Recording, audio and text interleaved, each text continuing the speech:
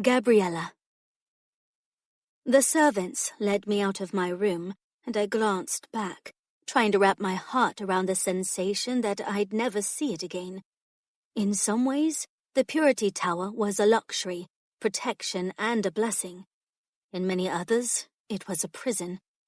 For the first time in my life, I would explore the heavens, and even if I had never been allowed to explore the world, the stars themselves would be open to me, and I could watch down below and ensure my mother would always have her prayers answered. We exited onto the platform reserved for angelic transit. My heart leapt into my throat as I boldly stepped out onto the long platform, aware it had no railings, but I wouldn't need them.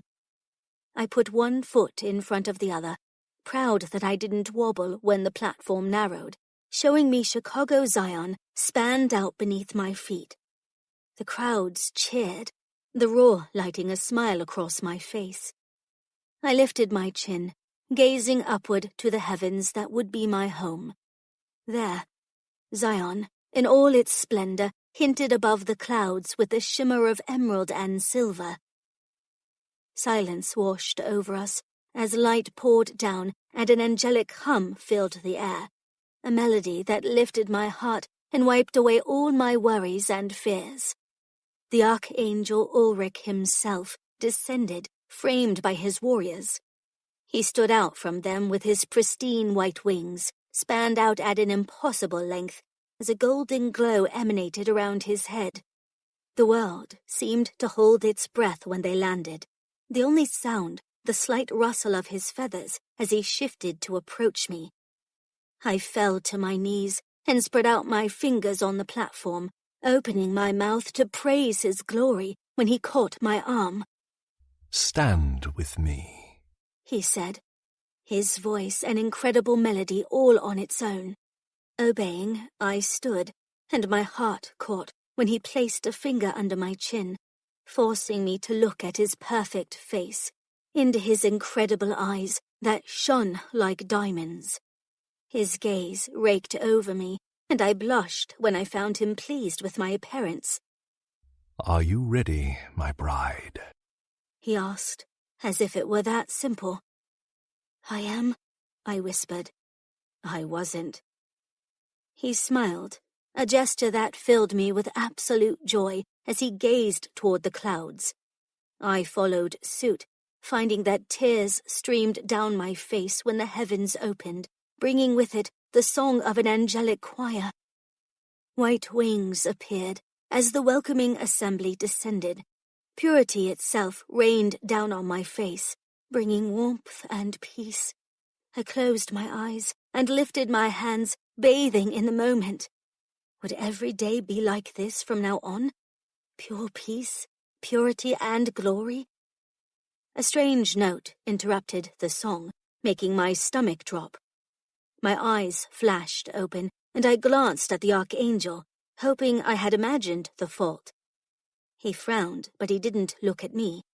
A sense of foreboding crept over me as I followed his gaze to the city below. The same shadows that had plagued me the past few days now crawled over the buildings, swallowing the city in darkness as they struggled toward the tower, toward me. "Can you see that?" I asked, hoping I had somehow passed out and this was a nightmare. "Yes," he confirmed, his voice holding an edge to it that hadn't been there before. A strong wind picked up, yanking my curls my mother had pinned with so much care, disturbing the arch on my head. Ulrich sniffed the air, then snarled, the gesture making my blood run cold. "The Fae are here." "Fae?" I squeaked, although I knew it was a possibility that the Fae could attack my ascension. I had never believed the city capable of being breached.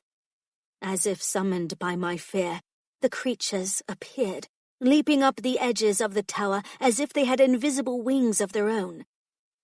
Although, as I squinted, I spotted metal glinting across their arms as they stabbed spikes into the wall to aid their climb. Not magic, but technology. Yet the shadows swirled beneath them definitely had a magical source, seeming to assist the wind that threatened to throw me off the platform.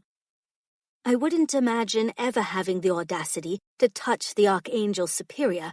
However, I found myself crumpling and clinging to his arm before the winds sent me sprawling over the edge. Yet I hadn't anticipated the oils making my skin slick against his, and I slipped. "Archangel!" I cried. He pulled me into his chest before wrapping his arm protectively around me. His wings followed next, blocking out the worst of the biting wind. I'm here, he said, his voice a low growl. No one will take you from me. Not from us, I thought, but from me.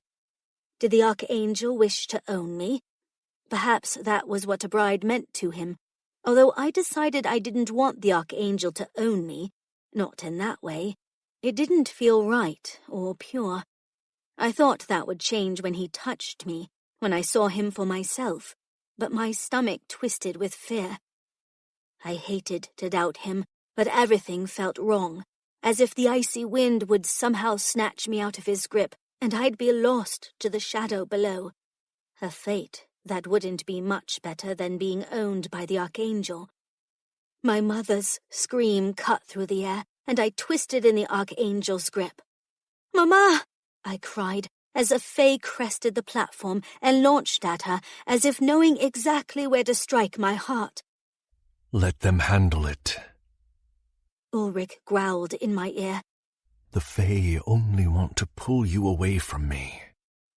His warriors descended a moment later in a glory of light, blazing fiery swords down onto the creatures. My mother retreated into the tower, dragged away by one of the servants as she screamed for me. "Gabriella!" My heart broke into 1,000 tiny little pieces.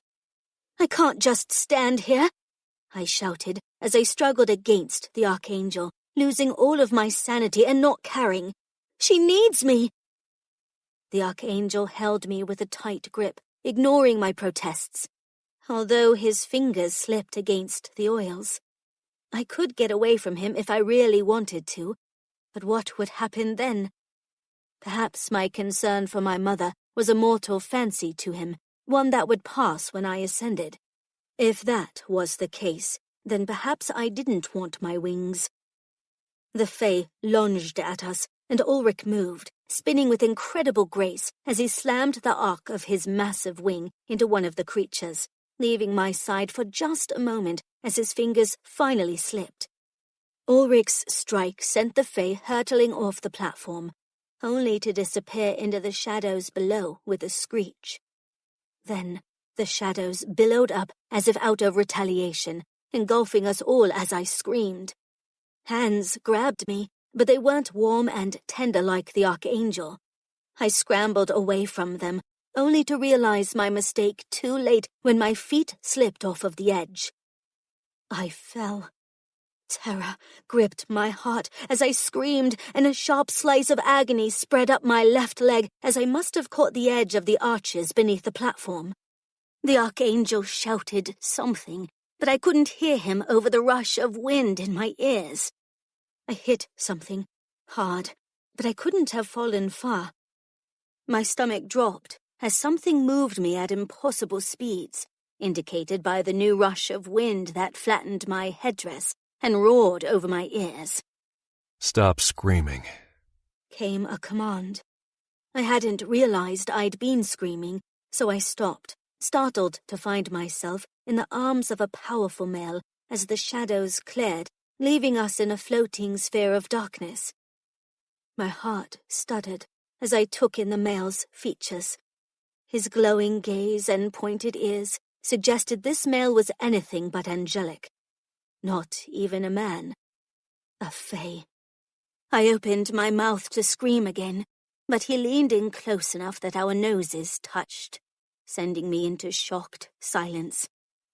Fear subsided as the embers in his gaze drew me in, threatening to burn if I lingered too long. Yet I sensed he didn't wish to harm me while we floated in his dark nothingness that was his home. Behind the harsh exterior, his gaze held awe and curiosity that I would expect from the most devout angelic follower, except he held me tightly against him in a claiming way, one I had never experienced before.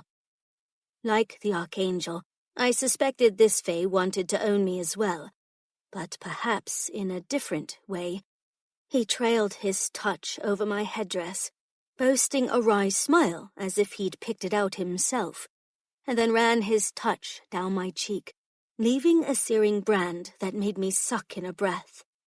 A new sensation spread through my stomach, one I had been warned by my mother if I should ever find myself in a male's presence, or how a male angel might make me feel before I ascended, although Ulrich hadn't given me this sort of reaction. She had never warned me that a fae could compete with such beauty. "You're not what I expected," he said, his voice a deep thrum that ran straight to my core. "Neither are you," I truthfully retorted. He chuckled in the deafening silence that wrapped around us. Could he feel the heat building in the air? "You're no longer afraid of me?" he asked.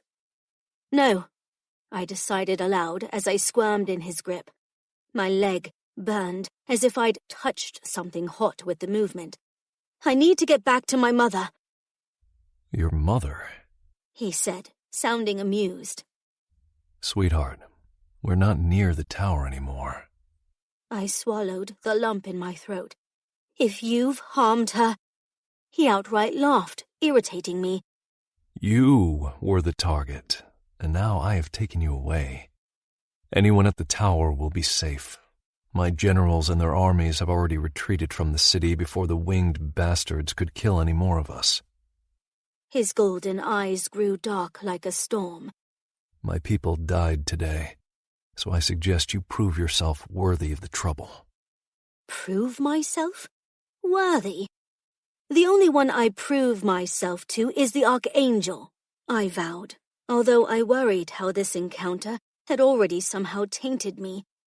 Because I still had my arms wrapped around this fae's neck, and his skin touched mine, branding me with forbidden warmth that made my body feel things that disagreed with my mind.